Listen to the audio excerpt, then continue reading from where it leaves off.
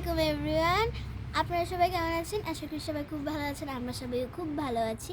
এখানে দেখতে পাচ্ছেন কি, আমরা বাংলাদেশে ট্রেডিশনাল খাবার খাচ্ছি।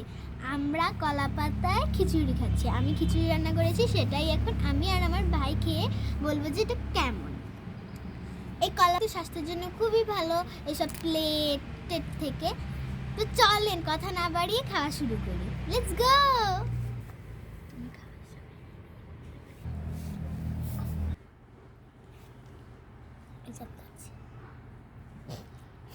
অনেক মজা হচ্ছে।